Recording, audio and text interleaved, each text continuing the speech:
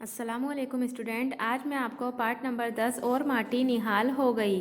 तो बच्चों, सबसे पहले हम क्या पढ़ेंगे। बच्चों, आप जानते हैं कि हमारे देश में अनेक स्वतंत्रता सेनानियों की गाथा गाई जाती है।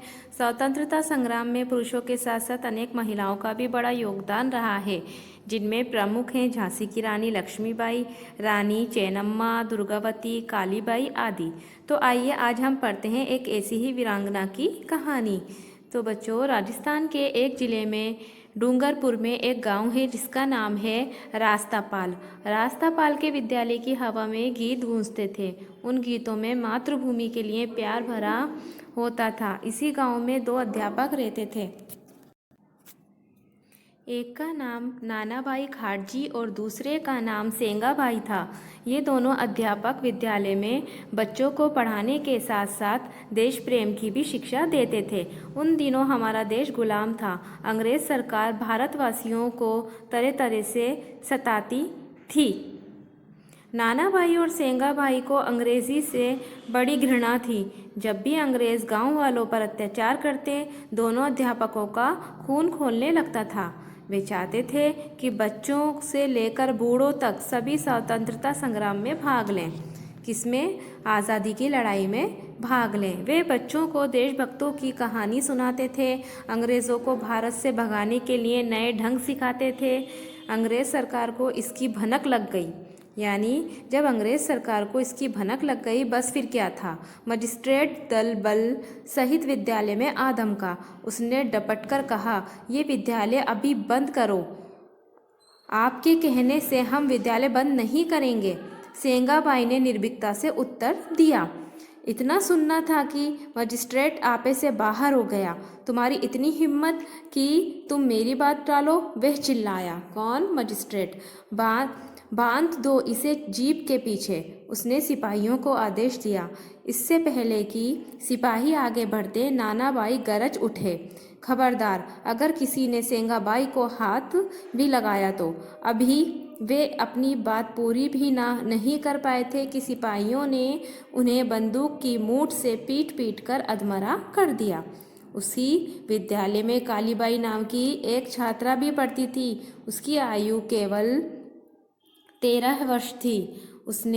उससे ये दृश्य नहीं देखा गया, यानी उससे ये सब नहीं देखा गया।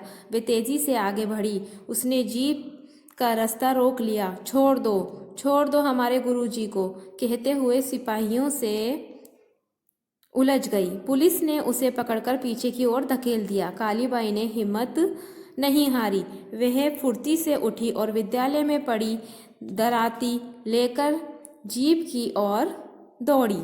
आनन फानन में उसने जीप से बंधी रस्सी काट दी। अचानक हुए इस हमले से मजिस्ट्रेट घबरा गया। उसने कालीबाई पर गोलियों की बौछार कर दी। वीर बालिका के रक्त से मरुभूमि लाल हो उठी। उधर जैसे ही गोलियों की आवाज़ हुई, विद्यालय के सभी विद्यार्थी जीप की ओर दौड़ पड़े। उन्होंने जीप को घेर लिया। देखते ही देखते हजारों की भीड़ वहां एकत्रित हो गई। उन्होंने सिपाहियों पर हल्ला बोल दिया। सिपाहियों के हाथ पांव फूल गए। वे अपनी जान बचाने के लिए गोलियों की बौछार करते हुए 9-2-11 हो गए, यानी भाग गए। कालीबाई मरकर भी अमर हो गई। अपने गुरुजी की जान बचाने के लिए उसने मौत को गले लगा लिया। देशभक्त गुरु को बचाकर उसने सच्ची देशभक्ति का परिचय दिया।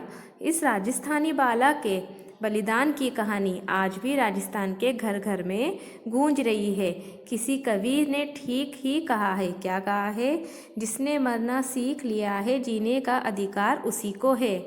जो कांटों के पथ पर आया, फूलों का उपहार उसी को है। तो बच्चों, ये आपका पाठ था।